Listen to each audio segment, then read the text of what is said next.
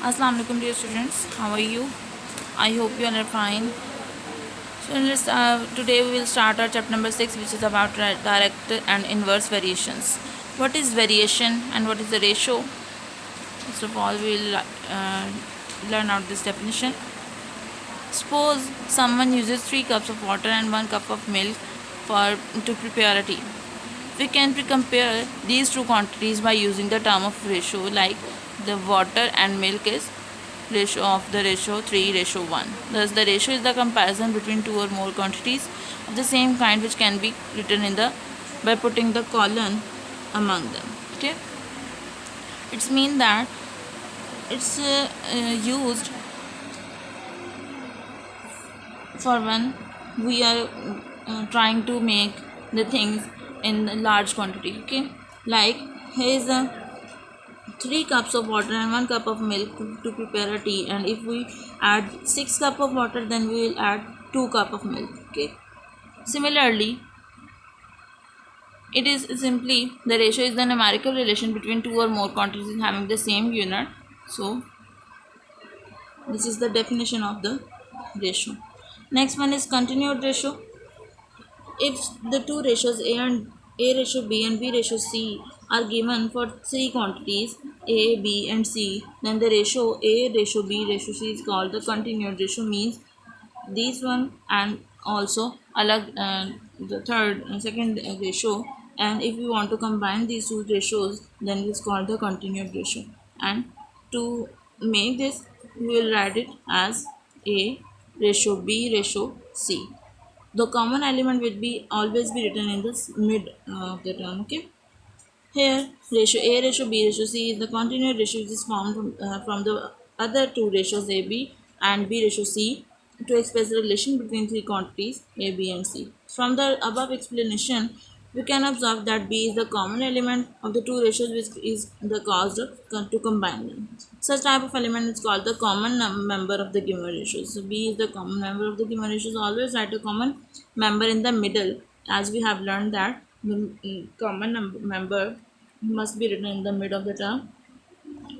Here is the note for that. Okay, example. Let's take a look on the example how to solve this kind of questions. There is a two ratios A ratio B and B ratio C, and we have to find the continued ratio. Then we will write it as A B C. B is the common element, so B is written in the mid of the term. Okay, now the answer is required ratio is 1 ratio 2 ratio 3. Okay, if the corresponding elements of two ratios are not equal, like B is not equal in two terms, if the B is equal in two terms, then simply we will write it as A, B is common, so we write 2 and C 3. Okay, but the element means the common element is not same in the both ratios, then the method to solve the find the continued ratio is that we'll multiply it in the cross 1 ratio 2 and 2 ratio 2 and 2 ratio 3, like this method. Okay, here is the example. A ratio C, sorry, A multiplied by C, and it is will be given as first member answer A, then B ratio C, it is multiplied and the answer is in the second part, and last part will be as. Okay, like 3 5s are 15, 2 5s are 10 and 2 1s are 2. The ratio is 15 10 and 2. Okay, similarly, exercise number 6.1, we will start question number 1 and we will solve it. A ratio B is 3 ratio 5 and B ratio C is 5 ratio 6, and we have to find A ratio B ratio C. Then we will write it as A, B, C. B is the common element between these two quantities, so it is simple to write the numbers. A, the corresponding number related to from A is 3, so write 3 in the A position. B is 5. In the second ratio, first member is B, and the corresponding member of this ratio is also 5 and 6. As these two members are same, so you can write it as 3, 5 and 6. But if we use the method as given in the this kind of term, then the answer will also always be same by this, like 3 5s are 15, 5 5s are 25, and 5 6 are 30.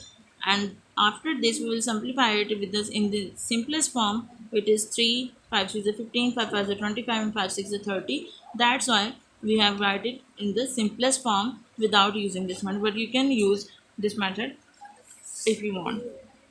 Similarly, part 2, R ratio S ratio T. RS is 1 ratio 4 and S is 2 ratio 3. Now the common element is different, so you will use the simplest this method to simplify it.